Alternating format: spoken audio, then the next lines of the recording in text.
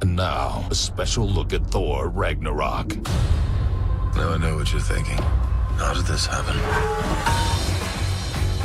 It's a long story. Asgard is dead.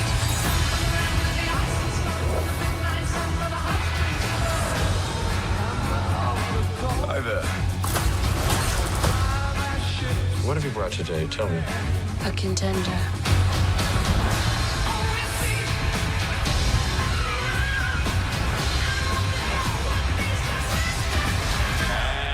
And now, I give you your incredible... Yes! We know each other. He's a friend from work. Oh, come on. Happy Monday, everybody. New Thor Ragnarok. Most of the footage is the same. You get a little better look at that Ricky Baker Easter egg from Hunt for the Wilder People. If you didn't know, he was actually just cast in Deadpool 2. I'll explain that in a second. But because Spider-Man's getting ready to come out, I'm still doing the ticket giveaway. All you have to do to enter is be a subscriber, leave a comment on this video.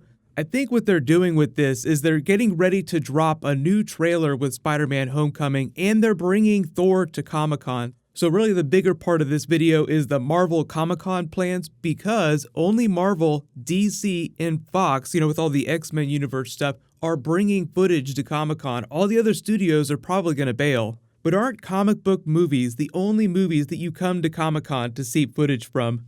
The Ricky Baker Deadpool 2 thing. So if you look at the graffiti behind Thor here, it says Skunk's Life. That's New Zealand slang for thug life. Julian Dennison, the actor that played Ricky Baker in Taika Waititi's film Hunt for the Wilder People, was just cast in Deadpool 2 as an unknown character.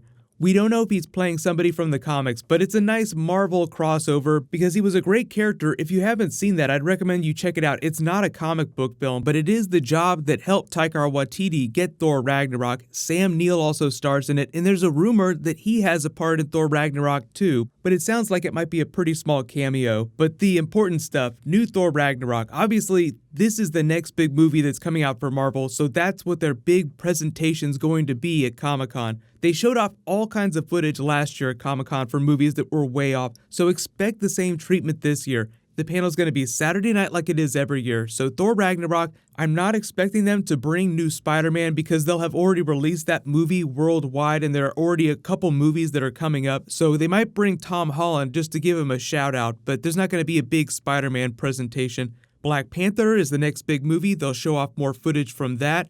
And then the really big thing you're asking about, Infinity War footage. They'll finally show off the first teaser for Infinity War. So, well, we've got Thanos.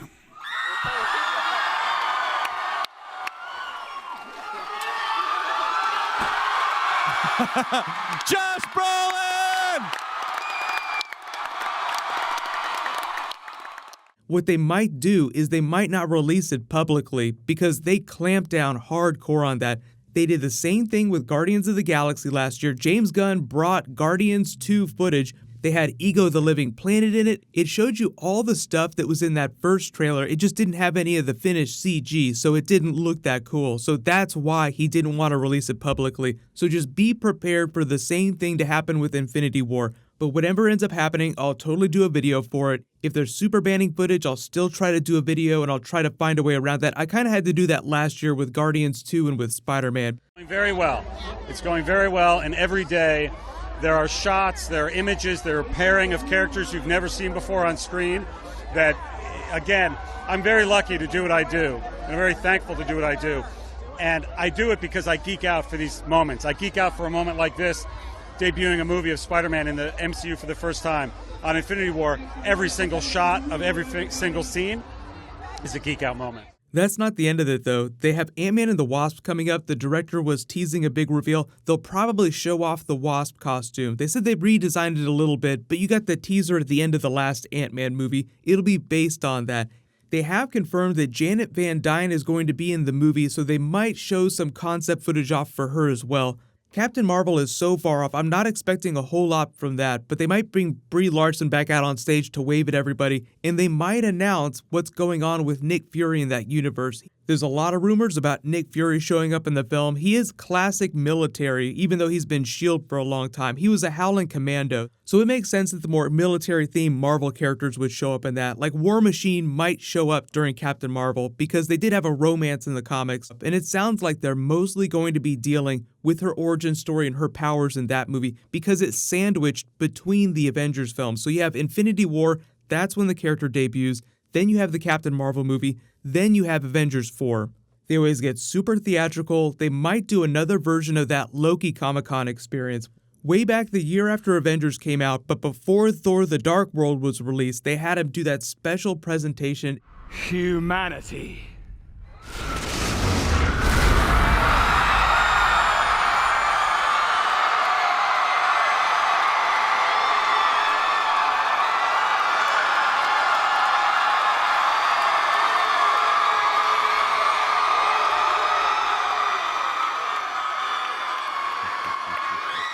It was probably the best Comic-Con presentation that I've ever seen, and they haven't really done something like that since then, so they might have a little bit of fun with Tom Hiddleston again. But the thing about Thor Ragnarok that's a little bit different with his character is that he achieved the goal that he wanted to. He's king of Asgard, but the way they explain Hela is that she breaks out because he's actually really shitty at his job, and he and Thor don't even talk to each other. Chris Hemsworth said it's a bit of a funny twist on their relationship, because in the first Thor movie, the second Thor movie, Thor would get really pissed. He'd try to stop Loki from being an asshole, but now it's like, yeah, whatever, just do whatever you want. They're mostly concerned with finding Odin, getting Thor out of the arena off Sakaar with the Hulk. Well, let me know in the comments, what are you most hype about for Comic-Con? I think really everybody is just waiting for that first Infinity War trailer. So because it's such a big deal, Marvel might break tradition and actually release some of that to the public. But just be prepared for them to not drop things besides Thor and Black Panther. So there's always the Hall H footage that they don't show to anybody else just because it's super raw. Then there's the public stuff they release. There'll be at least Thor and Black Panther stuff.